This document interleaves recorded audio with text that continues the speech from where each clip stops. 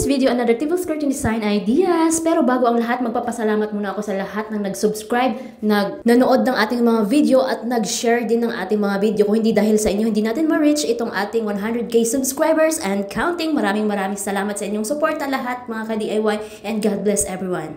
Para naman dito sa table skirting design natin, yung base natin ay naka-knife pleats lang. Pwede rin plain or box pleats, depende sa inyo.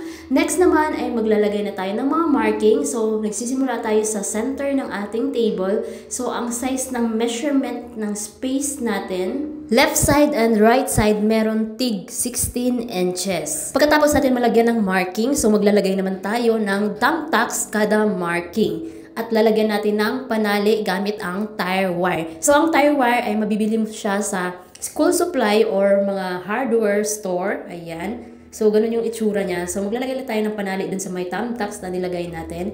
Next, sa center tayo ng clute magsisimula. So, ang gamit kong clute ay Self-Jenna at ang haba naman nito ay nasa 8 yards at ang lapad naman ay 60 inches width. So, gagawa lang tayo ng center scallop. Ayan. So, ipo-fold lang natin paakyat yung ating clute para maging scallop. Next naman yung sobrang clute. Dito naman tayo sa left side gagawa ng another scallop. So, ang scallop natin merong left, center, and right side. So, tatlong scallop siya. Maglagay ka ulit ng another panali sa may likod para doon natin itali yung sobrang clute. At yung matitira pang clute ay isiksik mo lang yan sa ilalim ng table natin. So, ganun rin yung gagawin natin dito sa right side. At ito na, nagawa na natin yung another scallop sa right side. At ito na yung magiging look niya mga ka-DIY. So, next naman, magdagdag tayo ng signature natin na flower. Ito yung rose. So, yung basic rose yung gagawin natin para mas madali. So, ang gamit kong clute dito ay half lang ng 60 inches width. So, manipis lang siya. So, ayan, itatali lang natin yung pinakadulo ng clute at gagawa tayo dito ng tatlong fold para sa ating basic flower. Magme-measure lang tayo dito ng mga 10 inches at pagkatapos tupiin natin yung 10 inches para maging 5 inches yung folds natin. Ayan. At gagawa tayo dito ng tatlong folds. Pagkatapos natin magawa yung tatlong folds, so dito naman tayo sa chain folds natin sa baba, itong sobra ng clute. Ayan, so ayusin lang natin yung panali natin para maitali natin sa ating chain folds sa baba. Ayan. So magbe-measure lang tayo dito ng mga 9 inches or 10 inches, depende sa inyo, yung haba, at ifo-fold natin. I-continue lang natin sa pagtali dun sa sobrang panali natin sa ating triple folds. Ayan. So, i-continue mo lang siya pagtali. So, next naman, para sa another folds niya, ayan. So, gagawa ka ulit ng another fold sa baba. So, bale yung gagawin natin dito ay 4 na folds. Ayan. So, pwedeng tansyahin, pwede ring i-measure nyo kung gusto nyo. So, kapag maikli lang yung clute nyo, so dito lang kayo magtatali. Ayan. Kapag sobrang haba naman yung clute nyo, pwede nyong isagad doon sa pinakataas magtali.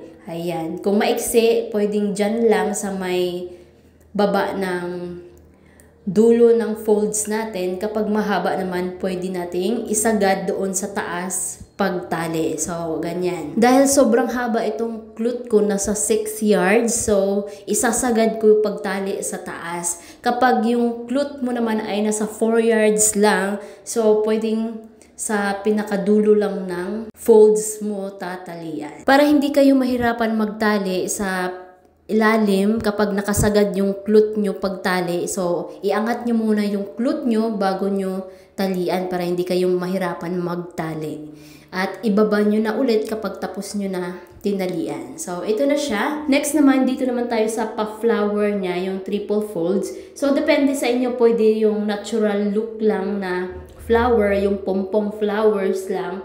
Pwede rin yung basic rose flower natin. So, ito yung magiging look kapag pom-pom flowers lang. At kung mag-rose flower naman kayo, unahin natin yung sa pinakagitna at iikot natin yung pinakadulo ng clute at lagyan ng pins, at yung sobrang clute naman ay iikot mo ulit para maging center siya ng ating rose flower at meron siyang pa-rose buds. Ayan.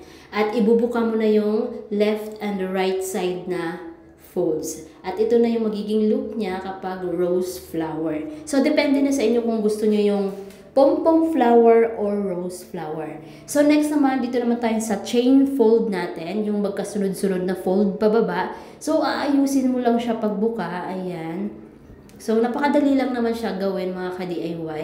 So, maganda ito sa mga wedding, mga anniversaries, sa mga debut na design. Ayan, napakaganda tignan, napaka-elegante. So, next, ganun din yung gagawin natin dito sa right side. At ito na, tapos na natin nagawa yung right side. So, meron tayong dalawang rose flower with chain fold. Ayan. So, nasa center sila. Pwede nyo rin siyang gawing pa side to side lang. Ayan, sa left and right. Pwede ring tatluhan. Pwede ring apatan. So, depende na sa inyo kung paano nyo siya i-design. Perfect siya sa kahit anong okasyon, wedding, anniversary, christening, or birthday, at iba pa. Palitan nyo lang yung color combination kung ano yung color motif or theme color ng inyong okasyon. Don't forget to like, subscribe, at i-hit ang notification bell para lagi kayong updated. Pakishare na rin itong ating video para mas maraming manood, matuto, at magkaroon ng idea sa ating mga tinuturo. Maraming salamat, ingat, and God bless everyone.